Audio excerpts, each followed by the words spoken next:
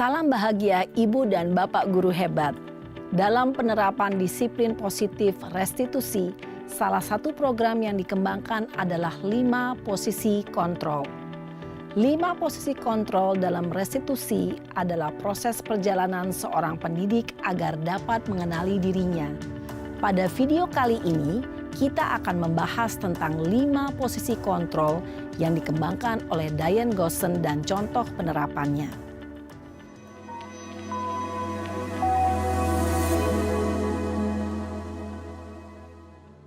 Lima posisi kontrol itu adalah 1. Posisi penghukum. 2. Posisi pembuat merasa bersalah. 3. Posisi teman. 4. Posisi pemantau atau monitor. Dan 5. Posisi manajer.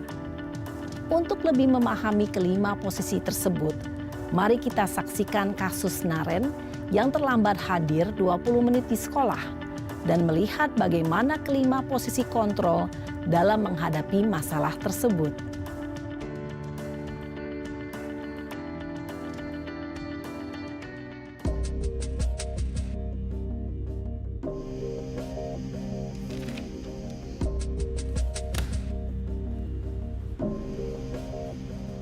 Naren! Sini kamu! Selamat pagi, Bu. Selalu terlambat. Kamu deh, pasti terlambat. Maaf, Bu. Saya... Apa? Apa coba? Alasan kamu apa lagi? Kapan sih kamu tidak terlambat? Malas sekali ya kamu jadi anak. Saya... Dasar pemalas.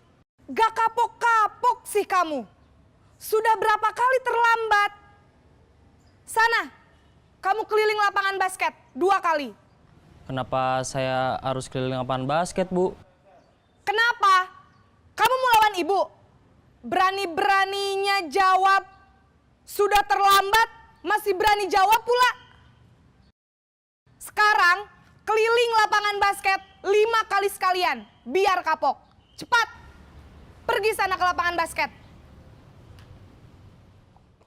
Posisi penghukum biasanya berbicara dengan nada tinggi, menghardik, menunjuk-nunjuk, menyakiti, dan menyindir. Hukuman bisa berupa fisik maupun psikis.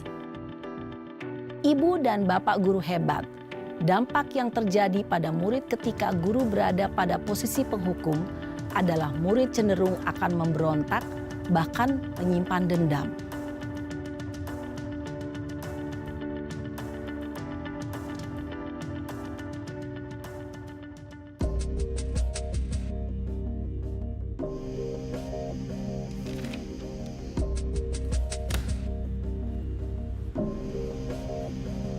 Naren!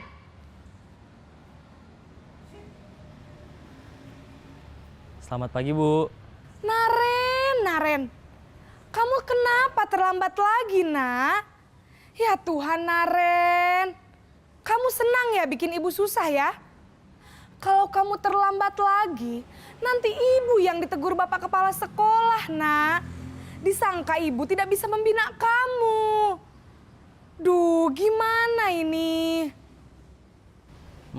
Maaf, Bu. Duh, Gusti Naren. Kamu suka ya kalau ibu ditegur bapak kepala sekolah? Terus, sekarang ibu harus tulis apa ini di buku absen? Ini kamu sudah sering terlambat loh. Ibu harus apa coba? Maaf, Bu. Maaf sekali. Ya sudah, lain kali jangan bikin ibu susah lagi ya, nak ya. Ibu tidak akan kuat lagi kalau kamu begini terus. Bisa jantungan kalau ibu ditegur bapak kepala sekolah. Sana cepat ke kelas. Maaf ya, Bu. Maaf sekali. Posisi pembuat rasa bersalah berbicara dengan nada tenang, cenderung lembut. Namun kata-kata yang diutarakan membuat murid merasa menjadi orang yang gagal.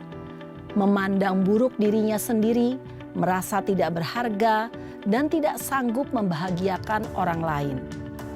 Ketika guru mengambil posisi pembuat rasa bersalah, murid akan menganggap dirinya yang bersalah dan ia akan menyimpan emosi negatif tersebut di dalam dirinya.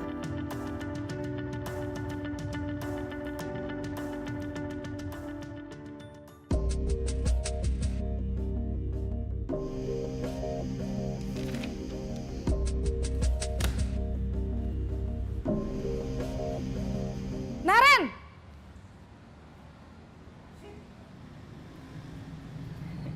Selamat pagi, Bu. Wah, sudah jam berapa ini, Nak? Terlambat lagi ya, sayang. Iya, Bu. Habis ibu saya lupa bangunkan saya, Bu. Kamu malah menyalahkan ibu kamu. Kamu bukannya anak yang larinya paling kenceng. Kok terlambat sih? Iya, Bu. Saya memang terlambat bangun tadi. Jadi, biarpun saya lari kencang, tetap gak kekejar, Bu. Ya sudah sana, nanti lain kali larinya lebih kenceng lagi ya. Biar gak terlambat lagi. Bikin seneng ibu, demi ibu. Bisa kan? Bisa lah, Bu. Ya sudah sana masuk kelas. Ibu beresin urusan absen kamu. Kamu ini ada-ada saja. Dalam posisi teman, guru berbicara dengan nada suara ramah, akrab, cenderung bersenda gurau untuk menjaga suasana tetap santai. Murid akan merasa senang, aman, dan akrab dengan guru. Identitas yang tercipta adalah identitas sukses atau berhasil. Namun, perlu diingat, karena ini masih dorongan eksternal, maka ada faktor ketergantungan dari murid kepada orang tertentu. Di sini guru absennya, sehingga di lain waktu murid bisa berperilaku baik, namun hanya kepada orang-orang tertentu saja.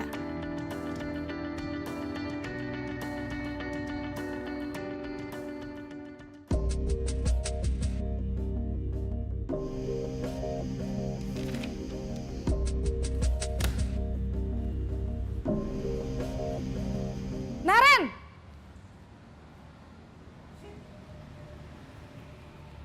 Selamat pagi, Bu. Naren, apa peraturan sekolah kita tentang jam berapa kita harus masuk sekolah, Nak?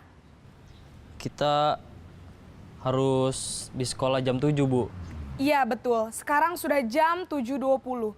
Naren sudah tahu konsekuensinya jika terlambat hadir. Paham, Bu. Saya harus tinggal kelas pas jam istirahat selama 20 menit. Iya, benar. Konsekuensinya demikian. Jadi nanti jam 9.30 pas istirahat, kamu harus tinggal di kelas, kerjakan tugas tambahan untuk ketertinggalan kamu, ya? Baik, Bu. Posisi pemantau mengandalkan penghitungan atau data untuk mengontrol murid. Guru mengarahkan murid berdasarkan peraturan dan konsekuensi. Seorang pemantau menunjukkan bahasa tubuh dan ekspresi wajah yang datar dan cenderung formal.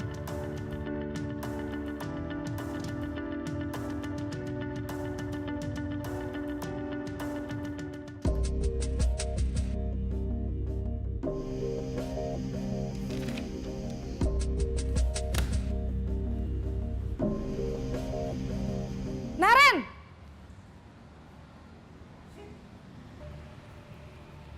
Selamat pagi, Bu. Selamat pagi, Naren. Maaf, Bu. Saya terlambat. Iya, sekolah masuknya jam 7, sekarang sudah jam 7.20. Jadi sekarang bagaimana ini, Naren? Maaf, Bu. Saya lupa setel alarm saya semalam. Baiklah, menurut kamu, keyakinan sekolah yang mana yang perlu kamu tingkatkan? Menghargai diri sendiri dan orang lain mungkin ya, Bu. Setuju. Jadi, apakah Naren meyakini prinsip saling menghormati tersebut? Iya, Bu. Saya meyakininya. Apakah Naren bersedia memperbaiki masalah keterlambatan ini? Bersedia, Bu. Bagaimana kamu akan perbaiki masalah keterlambatan ini? Saya akan coba untuk tidak lupa menyetel alarm saya, Bu. Baik, kalau Naren lupa menyetel alarm di rumah, ada orang yang kira-kira bisa bantu mengingatkan tidak? Ada, Bu. Kakak saya, Kak Ema. Ada lagi selain Kak Ema? Selain Kak Ema, ada ibu saya. Baik, jadi yang mengingatkan Naren adalah Kak Emma dan ibu kamu ya? Kira-kira akan mulai setel alarm kapan nih Naren? Setelah pulang sekolah, akan segera saya lakukan.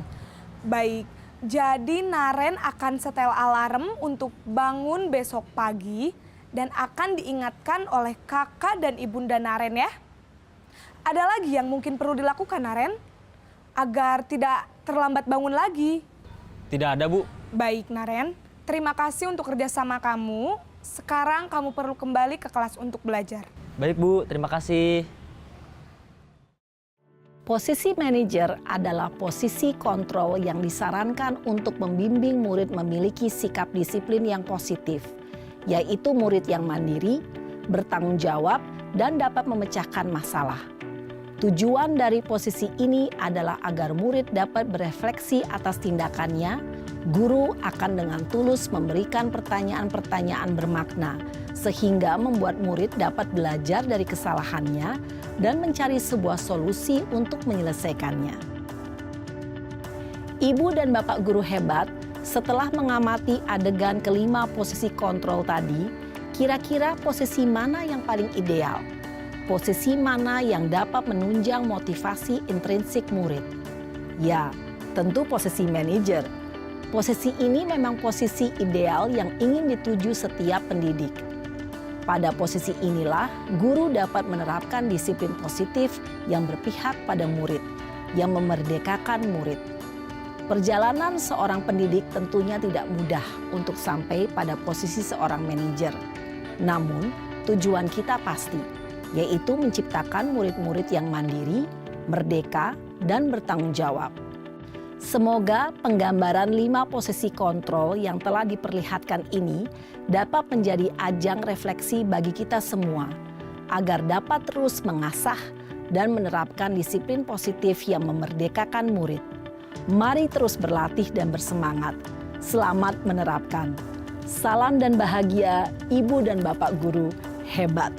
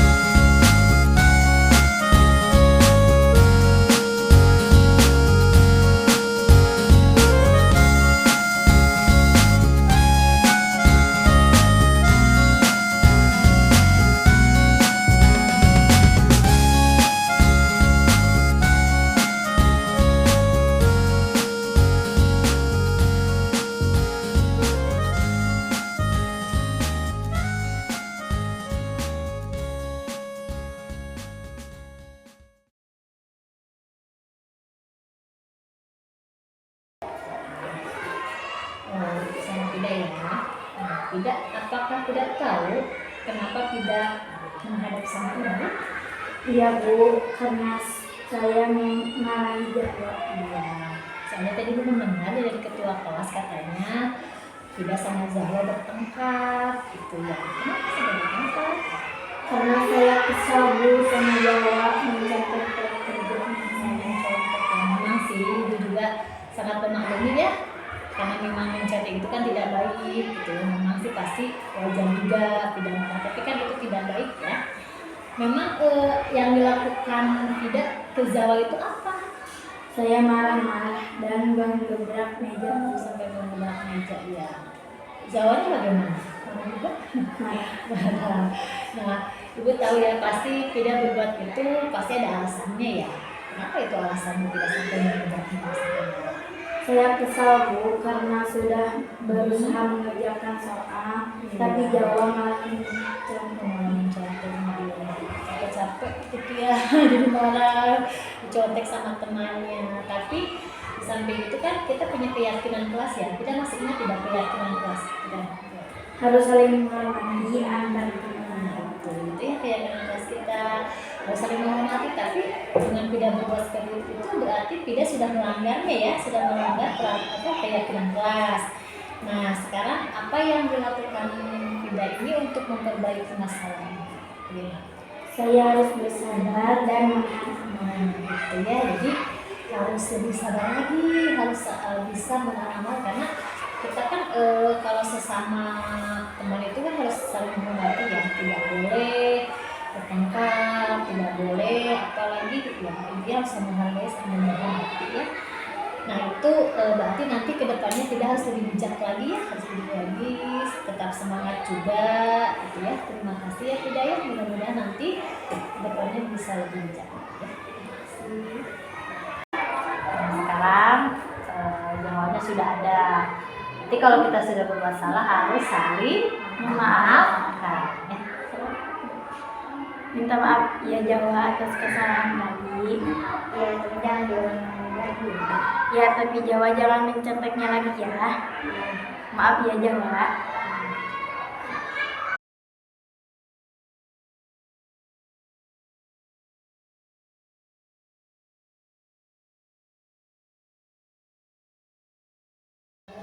Assalamualaikum warahmatullahi wabarakatuh. Waalaikumsalam warahmatullahi wabarakatuh.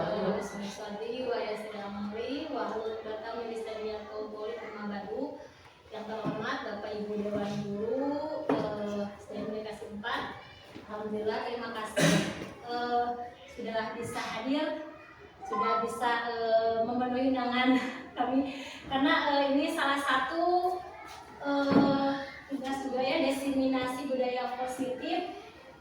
Saya Neng Nurlailati, calon guru penggerak angkatan 11 di SDN Komunikasi 4.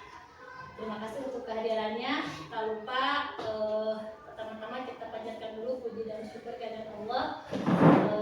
Hari ini kita bisa berkumpul dalam acara pemaparan diseminasi budaya positif. Salawat dan salam semoga dicurahkan kepada junjungan Nabi besar Nabi Muhammad SAW. Mungkin dalam kegiatan kali ini saya akan membahas tentang budaya positif yang sudah dipelajari. Nah, nanti akan disampaikan bagaimana tuh cara penerapannya. Nah, untuk mempersingkat waktu, marilah kita membuka kegiatan ini dengan membacakan basmalah. Bismillahirrahmanirrahim. Nah, ini perkenalannya ini modul 1.4 ya.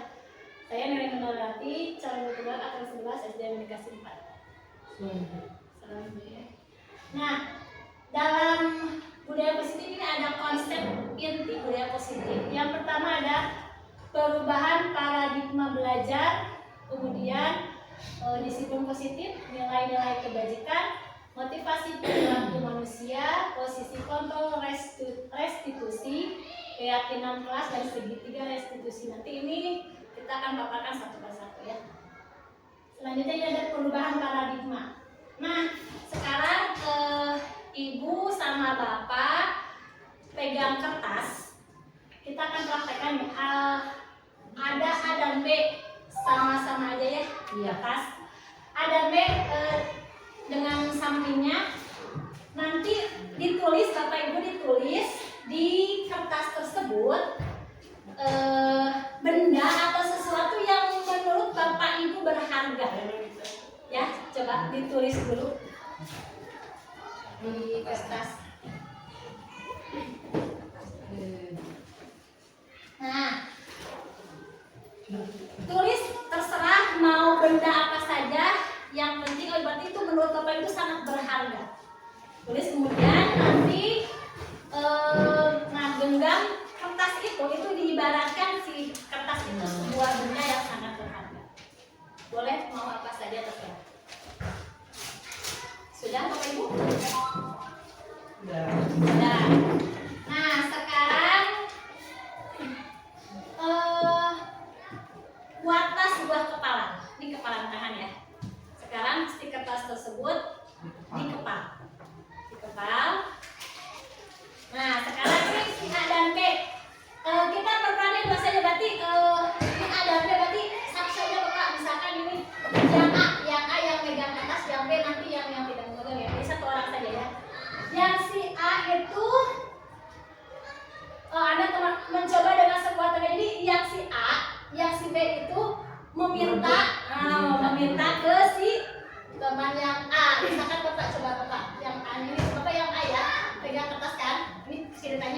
benda berharga ibu ada?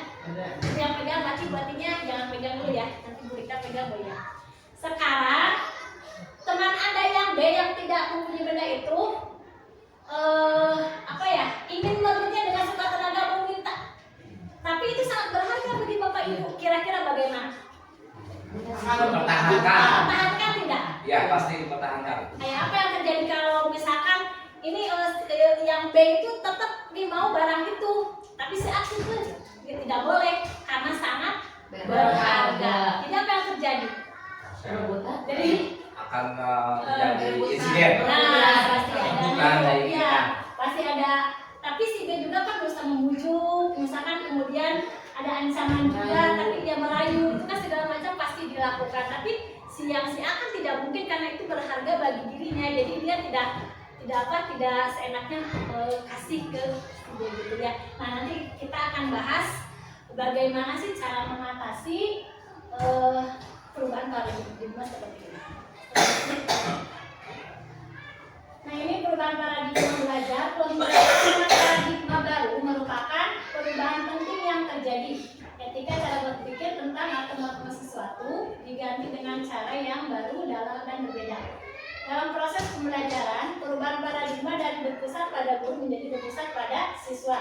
Diharapkan mendorong siswa untuk terlibat secara aktif dalam membangun pengetahuan, sikap, dan perilaku untuk mewujudkan profil pelajar Pancasila ya sesuai profil Pancasila. Di sini ada 6. Yang pertama ini sudah pada tahu ya, beriman dan bertakwa. Kemudian ada bermakan global, mandiri, bergotong royong, benar kritis dan kreatif.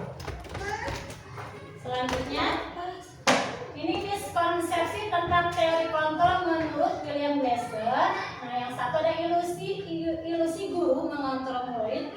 Kemudian ilusi penguatan positif efektif dan bermanfaat. Yang ketiga ilusi bahwa kritik dan membuat rasa bersalah mampu menguatkan karakter. Yang keempat ilusi bahwa orang dewasa berhak dewasa. Selanjutnya, nah ini ada paradigma stimulus respon menjadi pendekatan teori kontrol. Yang pertama di stimulus responnya dari realitas, kemudian teori kontrolnya realitas kebutuhan yang berbeda ya. Kalau di respon itu sama, kalau di kontrol berbeda. Kemudian semua orang melihat yang sama. Kalau di teori kontrol setiap orang memiliki gambaran berbeda. Yang ketiga kita mencoba mengubah orang agar berpandangan sama dengan kita. Kalau yang teori kontrolnya kita berusaha memahami pandangan orang lain tentang dunia ya. Yang keempat perilaku buruk dilihat sebagai suatu kesalahan. Kalau menurut teori kontrol hanya semua perilaku memiliki tujuan. Ini stimulus respon yang kelima, orang lain bisa mengontrol saya. Kalau teori kontrolnya hanya ada yang bisa mengontrol diri Anda. Selanjutnya, apa? Saya bisa mengontrol orang lain. Yang teori kontrolnya hanya ada yang bisa mengontrol diri Anda. Kemudian yang pemaksaan ada pada saat bukan gagal. Teori kontrolnya kolaborasi dan konsensus menciptakan pilihan-pilihan baru. Kemudian model ini berulang kalah. Menurut teori kontrolnya model berpikir menang. Selanjutnya, hoyong di diri ada disiplin positif. Nah, kemudian disiplin ini merupakan suatu pendekatan untuk menerapkan disiplin dalam diri anak tanpa adanya bentuk hukuman atau hadiah. Dengan adanya cara ini, maka pendekatan yang dilakukan tanpa menggunakan kekerasan, sehingga fokusnya pada memotivasi, kemudian refleksi terhadap kesalahan yang dilakukan, menghargai dan membangun logika yang bersifat panjang. Kemudian kalau disiplin positif di sekolah, nah disiplin positif di sekolah itu suatu pendekatan yang digunakan untuk mendidik peserta didik melakukan kontrol diri dan pembentukan kepercayaan diri tanpa kekerasan dan tanpa ancaman. Pada situasi ini terjadi komunikasi perilaku secara efektif antara guru dan peserta didik. Selanjutnya disiplin positif adalah perilaku atau sikap yang meyakini nilai-nilai kebajikan yang diterapkan dalam kehidupan sehari-hari. Selanjutnya, nah ini ada nilai-nilai kebajikan. Nilai-nilai kebajikan adalah sifat positif manusia yang merupakan tujuan mulia yang yang ingin dicapai setiap individu. Nilai-nilai kebajikan bersifat universal dan lintas bahasa, suku, bangsa, agama maupun latar belakang. Nah, ini nilai-nilai kebajikan meliputi keadilan, ada tanggung jawab, kejujuran, bersyukur, serta lurus hati. Selanjutnya, nah ini contoh nilai kebajikan menurut profil Pancasila. Ada beriman dan bertakwa, kemudian berkebinekaan global, gotong royong, mandiri, kreatif, dan bernalar etis. Kalau untuk intinya, di sini ada toleransi, rasa hormat, integritas, mandiri, menghargai, antusias, empati, keingintahuan, kreativitas, kerjasama, percaya diri, dan komitmen. Untuk keterampilan berikutnya ada dapat dipercaya, lurus hati, pendekatan pilihan hati, tidak merendahkan orang lain, dan memberikan yang terbaik dari diri. Selanjutnya ini motivasi perilaku manusia. Nah, ada 3 poin di sini. Yang pertama, untuk menghindari ketidaknyamanan, itu disebut hukuman. Yang kedua, untuk mendapatkan imbalan atau penghargaan, itu disebut penghargaannya. Yang ketiga, untuk menjadi orang yang mereka inginkan dan menghargai diri sendiri dengan nilai. Dunia yang mereka percaya ini ada restitusi. Nah, ini perbedaan antara hukuman, konsekuensi, dan restitusi. Nah, kalau hukuman sesuatu yang menyakitkan, yang terjadi. Kalau di konsekuensi itu sesuatu yang harus terjadi. Kalau di restitusi itu merupakan pilihan. Selanjutnya, tidak nyaman untuk murid atau anak untuk jangka waktu panjang. Kalau hukuman itu, kalau di konsekuensi, nah tidak nyaman untuk murid tapi untuk jangka waktu pendek. Kemudian yang kedua, untuk dalam restitusinya menguatkan untuk murid atau dalam jangka waktu yang panjang. Selanjutnya, untuk hukuman, korban mendapat keadilan. Kalau di konsekuensi korban bisa didapatkan. Kalau restitusi, korban mendapatkan ganti.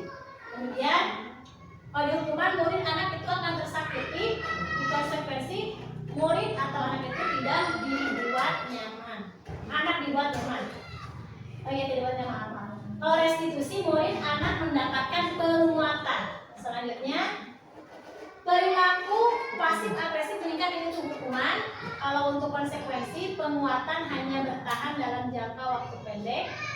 Kalau restitusi itu masalah jadi terpecahkan ya. Yang terakhir, untuk hukuman, sistem tidak akan berjalan bila murid tidak takut. Kalau konsekuensi, memerlukan monitoring dan supervisi terus-menerus dari guru. Kalau untuk restitusinya, murid belajar bertanggung jawab untuk perilakunya. Selanjutnya, nah sekarang kita membahas keyakinan kelas ya. Kenapa tidak peraturan kelas, tetapi keyakinan kelas. Nah, keyakinan kelas ini adalah nilai-nilai kebajikan universal yang disepakati, yaitu kesepakatan atau yang dibuat bersama oleh guru dan siswa untuk menciptakan lingkungan belajar yang positif dan produktif di dalam untuk keyakinan kelas ini kesepakatan yang kita buat antara guru dan siswa. Jadi kalau sudah disepakati, otomatis kan itu kesepakatan bersama ya antara guru dan siswa. Jadi harus disepakati, makanya itu dinamakan keyakinan kelas. Selanjutnya, nah ini pembentukan keyakinan kelas. Jadi kita itu berkolaborasi gitu ya, kemudian berdiskusi sama siswa. Apa sih yang harus dibuat gitu dalam keyakinan di kelas? Nah, ini ada pembentukannya. Pertama, harus bersifat lebih asal daripada peraturan, jadi lebih rinci dan konkret. Kemudian berupa pernyataan-pernyataan universal.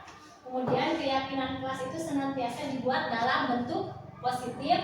Kemudian semua warga kelas hendaknya ikut berkontribusi dalam pembuatan keyakinan kelas lewat kegiatan pendapat. Jadi setiap anak itu mengeluarkan pendapatnya kalau dalam keyakinan. Jadi kita buat terus nanti kita rangkum gitu ya. Kalau keyakinan kelas tidak, meskipun nanti anak itu banyak kan pasti berbeda-beda ya. Tiap anak itu misalkan ada 30 siswa, berarti tiap anak itu mengeluarkan pendapatnya. Nanti hasil akhirnya kita rangkum untuk menjadi keyakinan kelas. Kemudian tidak terlalu banyak sehingga mudah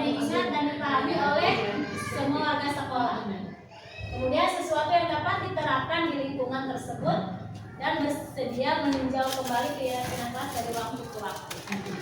Selanjutnya,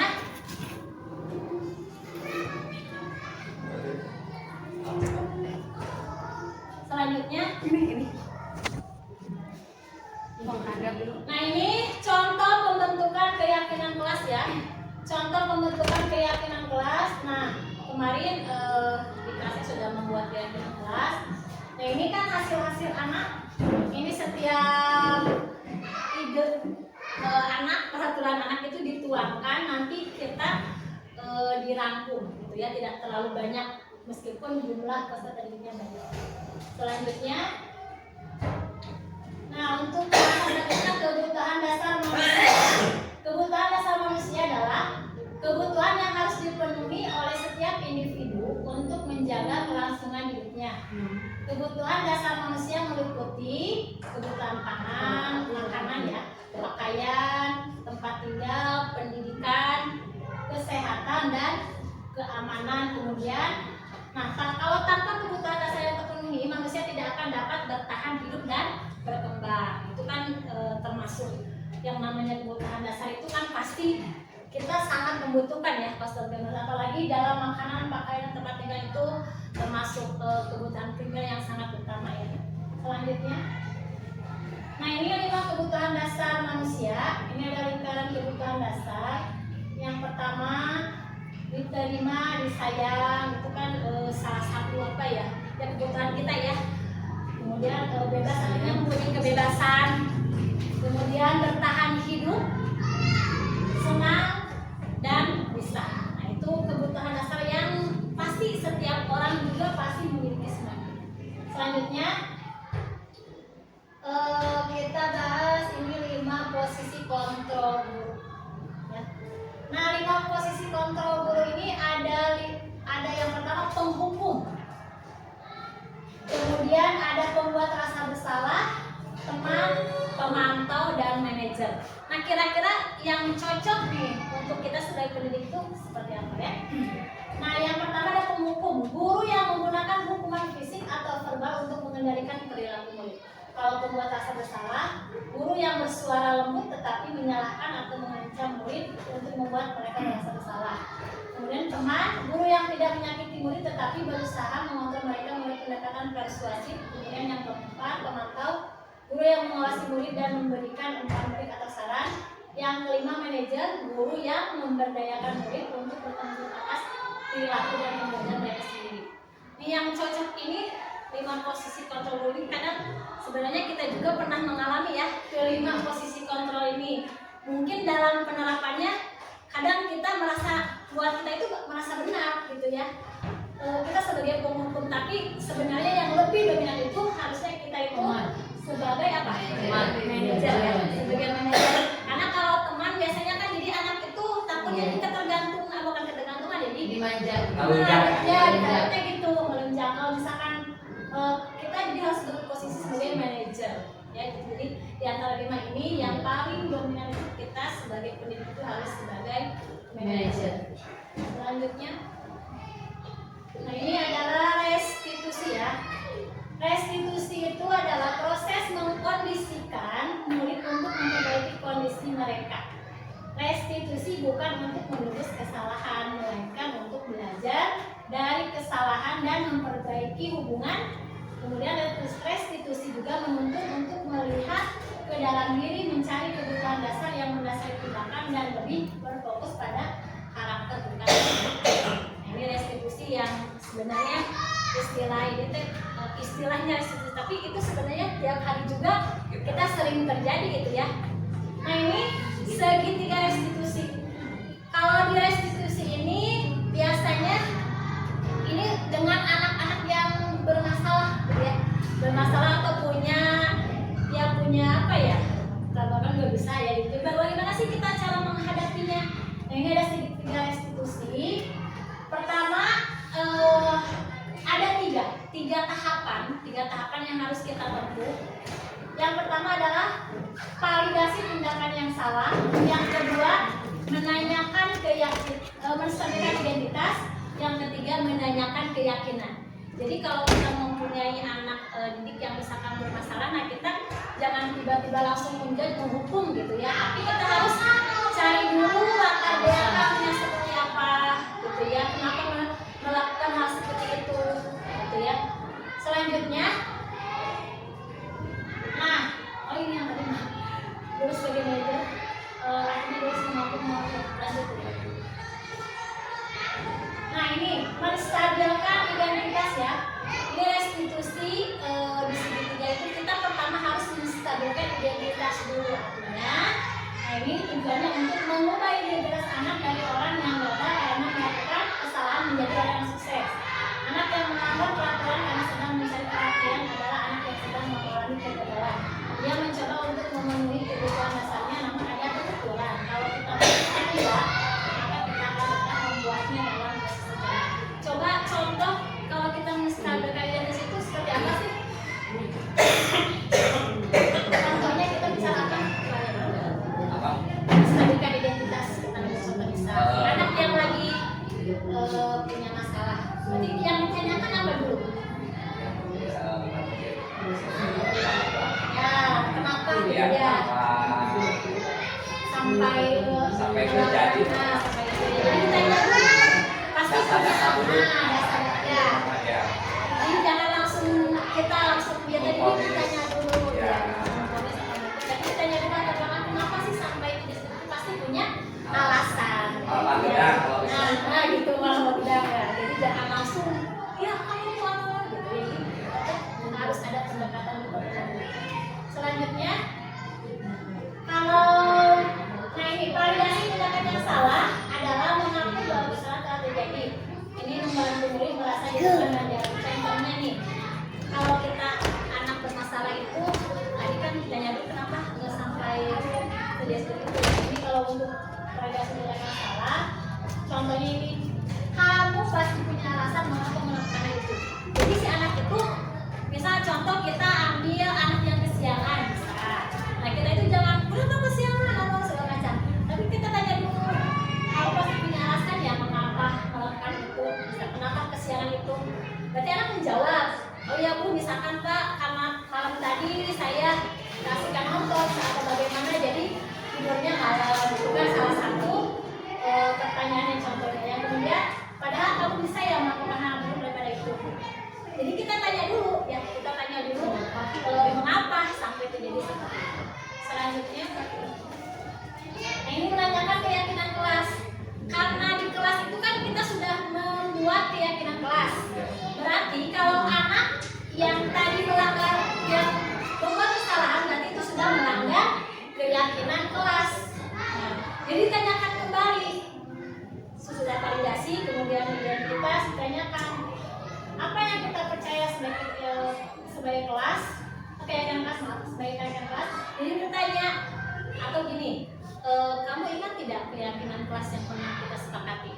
Jadi ditanya dulu, oh iya bu, misalkan bapak keyakinan kelasnya bahwa kita itu harus datang tepat waktu. Nah sekarang kan misalkan anak tersebut melanggar, berarti ada konsekuensi. Kemudian nilai lagi apa nilai yang kita sepakati, apa bayangan kita tentang kelas yang ideal, kemudian kamu mau jadi seperti apa, itu contoh pertanyaannya ya. Jadi tetap segitiga restitusi itu tetap harus ada tahapannya ya, harus diterapkan gitu ya. Jadi jangan langsung memvonis. Selanjutnya Lanjut.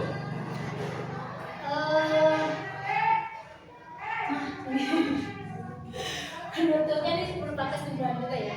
Kesimpulan bahwa dalam penerapan program disiplin positif, nah hendaknya guru memiliki kompetensi kepribadian, profesional dan sosial yang baik, sehingga guru mampu merefleksi dirinya dalam posisi kontrol saat ini.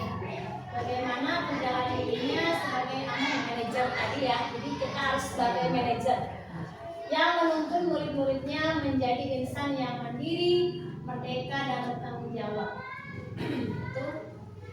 Kemudian nah ini dokumentasi kegiatan, alhamdulillah meskipun sudah terlaksana gitu ya, sudah terlaksana. Seperti ini budaya positif yang pertama ini kan setiap Senin sudah sering udah kebiasaan rutin ya. kegiatan upacara bendera. Kemudian pramuka ceria biasanya tiap hari Sabtu ya kita mengadakan ekstrakurikuler pramuka. Kemudian ini contoh-contoh dari budaya positif ya. Kemudian ada seri Sabtu Sehat Ceria, kita juga sedang melaksanakan ya tiap hari Sabtu olahraga bersama gitu ya semua kelas. Kemudian ada Jumat religi. Jumat religi itu tiap hari Jumat itu sudah ada kebiasaan seperti sholat duha, kemudian anak menyisihkan infak sedekahnya ya sedikit gitu. Itu untuk menanamkan budaya positif. Jadi supaya anak-anak itu menjadi tentunya apa ya harapan kan kalau namanya kita sebagai pendidik ingin anak itu seperti apa gitu ya. Berarti sesuai yang kemarin saya bahas visi gitu ya, sesuai visi berarti ya.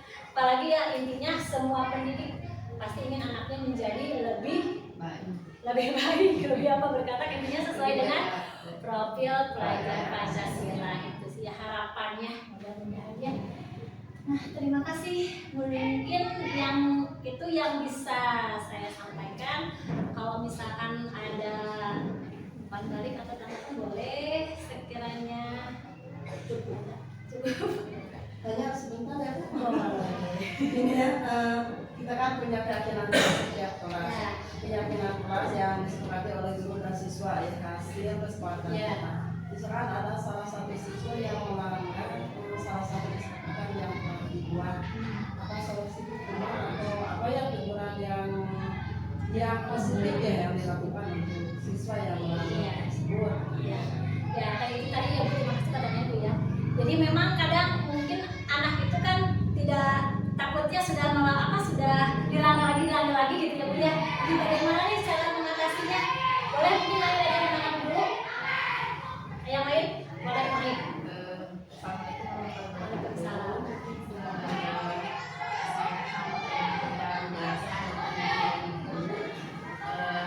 Tadi sudah disampaikan juga sama Ibu Rani yaitu kita menggunakan Segitiga restitusi yang 3 tahapannya.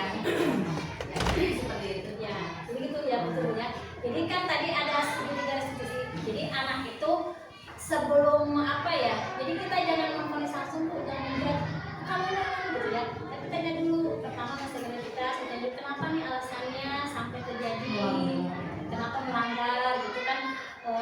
Pasti ada alasan melakukan hal itu. Nanti kita itu ibunya jangan lupa hukuman Bu, gitu ya. Jadi harus ada kesepakatan intinya bukan mudah juga ya. Jadi memperbaiki kesalahan. kesalahannya, tapi kita itu harus menawarkan segitiga restitusi itu. Gitu. Jadi apa ya? Bukan sebagai teman juga tidak ya, karena kita sebagai manajer. Jadi bagaimana supaya anak itu bisa berubah. Ada perubahan Ada perubahan sikapnya. Tapi yang harus dimunculkan itu segitiga restitusi harus sebelum kita harus dilaksanakan gitu. Mungkin ya, tapi anak juga pasti diharapkan itu bisa berubah sih ya Bu. Mungkin kekhawatiran ibu itu takutnya anak melakukan hal seperti itu lagi ya. Boleh sih ya kalau konsekuensi kan beda-beda sama hukuman ya. Kalau hukuman itu artinya terlalu berat gitu ya. Tapi kan tidak boleh ya. Tidak boleh misalkan ada perbedaan tadi hukuman sama konsekuensi gitu. Jadi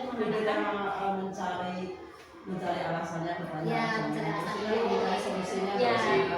Tidak stuck ke keyakinan kelas yang dibuat gitu ya. Pasti kan ada saja ya. Iya. Anak juga ada olahraga karena sesuatu. Iya. Jadi Ya pasti ada sesuatu anak itu. Iya. Contoh yang tadi kesiangan kan, kenapa kesiangan? Mungkin di rumahnya tadi contoh karena tidurnya malam, misalkan ada apa dulu ya kesiangan, misalkan cari apa dulu, jadi harus ya seperti itu. Ada yang menambahkan lagi? kalau kita mungkin Ya. contoh Ya. kasus aja Ya. anak kelas 2 itu pernah dia itu mau mukul temannya kan. Jadi ibu kata temannya itu si Husni katanya mau mukul gitu. Jadi sama kita udah lu mukulnya udah kita tunggu sampai pukul. Ya. Nah, kalau tadi bilang ke kita mau mukul pas kita mau datang Ya. ke sana ternyata telat untuk mencegah karena jalan juga masih jauh gitu ya. Akhirnya keburulah ditonjok gitu. terus sama kita nggak dulu dimarahin, jadinya kenapa kamu mukul ya, sama kayak tadi ya dulu. Oh katanya Bu ini teman saya itu ngata-ngatain sama orang tua. Biasa kayak gitu. Nah enak gak dikatain seperti itu gitu kan, jadi ditanya dulu gak enak, kamu kalau orang tuanya seperti itu kan mau gak gitu. Saya itu gak mau gitu. Kemudian diingatkan lagi, kita kan punya keyakinan kelas, lihat baca karena emang sudah ditempel satu apa dua apa, akhirnya dia tersadarkan lagi, oh iya kita tuh gak boleh, berarti kan kamu sudah melakukan. Jadi seharusnya bagaimana gitu kan, ditanya lagi, seharusnya iya gak boleh seperti itu gitu ya. Jadi lain kali mau bagaimana kalau misalkan orang tuanya itu disebutin, pasti merasa tapi dia saya kesal gitu kan. Ya bagus kalau kamu kesal, kamu saya sama orang tua gitu. Jadi intinya itu stabil kan dulu. Nah setelah itu baru kira-kira apa yang bisa membuat kamu menenangkan diri nih gitu ya, sebelum kejadian seperti itu nanti terulang kembali. Apa aku bilang aja berarti ke ibu ya, kalau misalnya orang tua saya ejek, nah iya betul gitu. Jadi dengan kita nanya alasan ke anak, akhirnya dia itu bisa berpikir, oh iya berarti nanti mah kalau ada yang nyebutin saya tuh mau bilang ke ibu aja. Itu solusi yang pertama. Terus ada lagi kan kira-kira yang bisa dilakukan? Apa tuh? Cuma lebih baik kamu kata temannya tuh, udah cuma jangan dilayani. Berarti kebaikan saja. Berarti dengan kita diskusi kayak gitu, anak-anak tuh punya solusi tambahan. Oh ya jangan diladeninnya gimana? Aku mah mau kalau misalkan nggak kuat pengen nonjok, mau pergi aja keluar misal gitu. Daripada saya nonjok terus kena hukuman misalnya dari ibu Anda keluar aja gitu. Oh iya bagus gitu. Ada lagi yang bisa dilakukan enggak gitu. Jadi kita nanya ke anak, kita nggak ngasih solusi, dia ngasih solusinya itu anaknya sendiri. Gitu.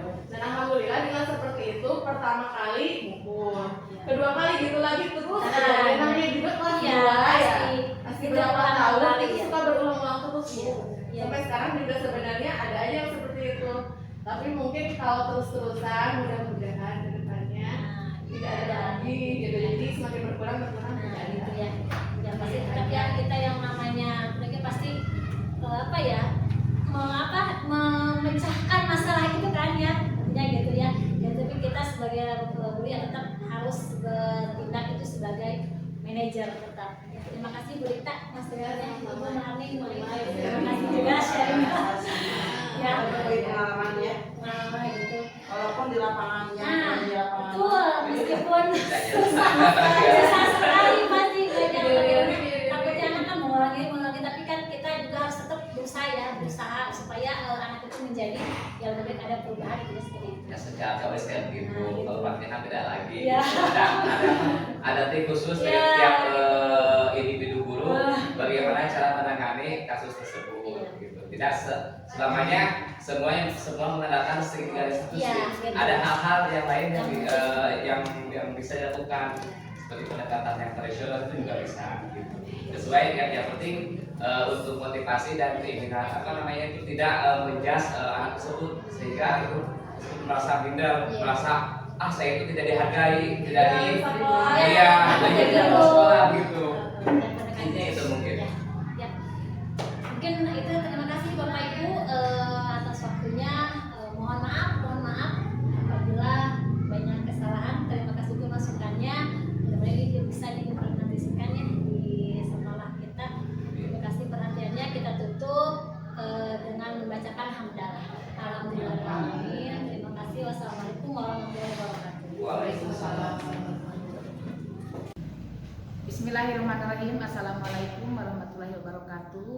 Perkenalkan saya Kepala Sekolah SDN Budi-Kasih 4 akan memberikan apresiasi serta penghargaan terhadap apa yang tadi disampaikan yang dipresentasikan oleh CGP kaitan dengan budaya positif. Di mana apa yang disampaikan oleh calon guru penggerak tersebut berlatar belakang atau kaitan dengan yang ada di sekolah. Yang pertama, saya memberikan apresiasi tentang perubahan paradigma belajar gitu ya. Jadi mudah-mudahan apa yang sudah disampaikan tersebut bisa diterapkan atau direfleksikan kepada siswa, karena apalagi ini kaitan dengan budaya positif. Harus mampu apa yang sudah disampaikan itu harus mampu direfleksikan atau diterapkan supaya adanya perubahan terhadap perilaku anak itu sendiri. Yang kedua kaitan dengan disiplin positif. Ini yang sangat luar biasa yang perlu ditanamkan, karena kaitan dengan disiplin positif itu nanti juga akan berubah terhadap karakter siswa, di mana siswa tersebut harus mampu mengikuti apa yang sudah diajarkan oleh calon CGP tadi. Kemudian nilai-nilai kebajikan, dan di sini juga nilai-nilai kebajikan yang disampaikan tadi harus juga mampu direfleksikan. Anak-anak mengikuti kegiatan-kegiatan harus mampu menilai terhadap dirinya sendiri maupun untuk orang lain dan mampu diterapkan juga.